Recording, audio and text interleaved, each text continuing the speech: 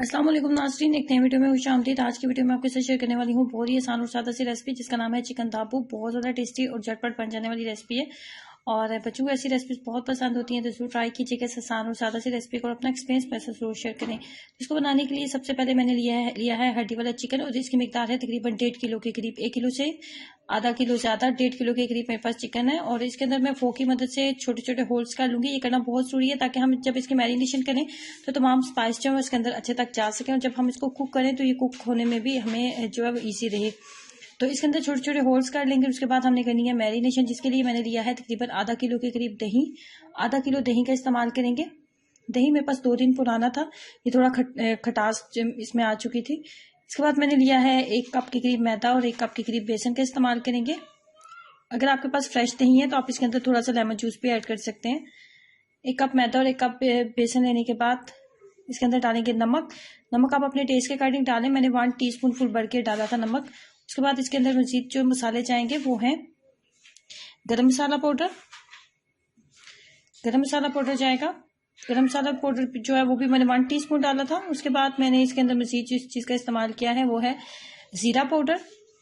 उसके बाद इसके अंदर जाएगा धनिया पाउडर। 1 टीस्पून फुल भर के मैंने ज़ीरा पाउडर लिया है, 1 टीस्पून फुल भर के मैंने धनिया पाउडर लिया है। उसके बाद मैंने इसके अंदर लाल मिर्च पाउडर ऐड किया है। वही तमाम मसाले हैं जो कि नॉर्मली हमारे पास किचन में मौजूद होती हैं। आप अपने टेस्ट के अकॉर्डिंग तमाम मसालों को बढ़ा सकते हैं। उसके बाद लहसुन और अदरक का पेस्ट डाला है।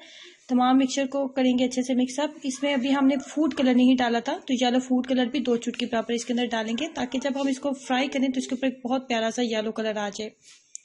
उसके बाद हाथ की मदद से तमाम मसाले को मिक्सअप करने के बाद इसको 2 से 3 घंटे मैरिनेशन के लिए जरूर देंगे।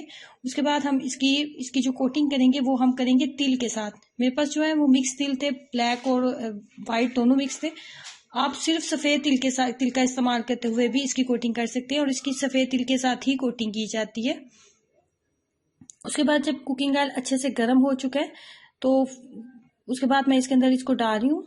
डालने के बाद फ्लेम को लो कर देंगे और अभी आपने किसी भी चम्मच का वगैरह का इस्तेमाल नहीं करना। इसको आपने इसकी साइड्स को आपने टर्न नहीं करना उतनी देर तक जब तक आपको लगे कि नीचे वाली साइड जो है वो तकरीबन जो है वो गोल्डन होने लगी है।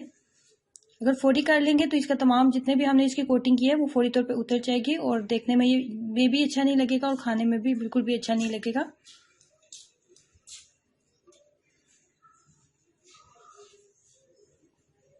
उसके बाद फ्लेम को लो कर देंगे और लो फ्लेम के ऊपर इसको अच्छे से पकने देंगे।